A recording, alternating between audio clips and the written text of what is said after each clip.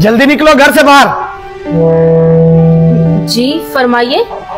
आज के आज मुझे मेरा मकान खाली चाहिए। 3 महीनों से लगातार तुम लोगों ने किराया नहीं दिया। बस खाली करो मेरा मकान।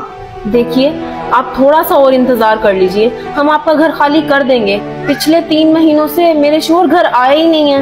ओ बीबी, मैंने तुम्हारे शौहर का कोई ठेका नहीं ले रखा, मुझे मेरा किराया दो बस। आप मेहरबानी करके थोड़ा सा इंतजार कर लीजिए, मैं कुछ ना कुछ करके पैसों का इंतजाम करती हूँ। हाँ, मेरे पास एक तरकीब है और तुम यहाँ रह भी मुफ्त में सकती हो। ये तो फिर बहुत खुशी वाली बात है, बताइए क्या तरकीब है आपकी। तुम्हारा शौहर तो 3 महीनों से घर आ नहीं रहा, क्या पता तुम्हें खर्चा भेजता है या नहीं भेजता। मैं तुम्हें एक ऑफर देता हूँ, मुझसे दोस्ती कर लो, फायदे में रहोगी। ना तुम्हें कभी तंग करूंगा और ना ही कभी किराए के लिए बुलवाऊंगा। मजबूर हूँ लेकिन बेगैरत नहीं हूँ कि गैर मर्दों से दोस्ती करती फिरूं।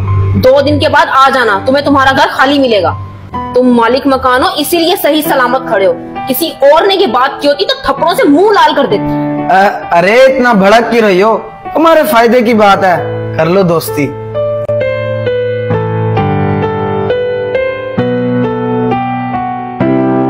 कैसा जमाना आ गया है, एक शरीफ और अकेली औरत का जीना भी मुश्किल हो गया। अरे बाहर आओ, जल्दी से बाहर आओ। मैंने आपको कहा है कि 2 दिन बाद आना, आप फिर से 1 घंटे बाद आ गए हैं मुंह उठाकर। अरे किराए का तो एक बहाना है, मैं तो आपसे मुलाकात करने आया हूँ, अपना दीदार ही करा दो। चलो कम से कम देख के दिल को तसल्ली ही हो जाएगी। क्या मुसीबत है, ये तो पीछे ही पड़ गया, क्या करूं मैं इसका।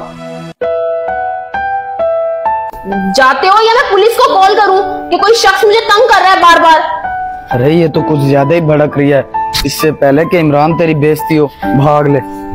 भाभी कुछ पैसे उधार मिल सकते हैं, वो मालिक मकान बार बार तंग कर रहा है किराए के लिए। पैसे तो नहीं है हमारे पास, और आजकल हमारा काम भी इतना खास कुछ नहीं चल रहा है।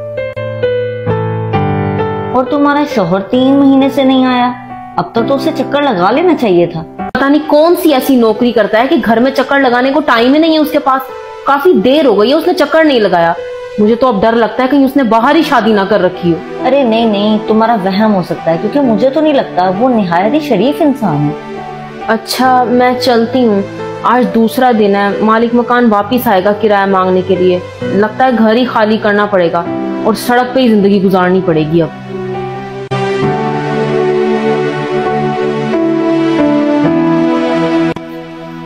बेचारी की कैसे जिंदगी गुजर रही है, और बगैर आदमी के कैसे गुजारा कर रही होगी। ना उसके पास पैसे हैं, ना घर का खर्चा है, ना किराया है, कैसे गुजारा कर रही होगी।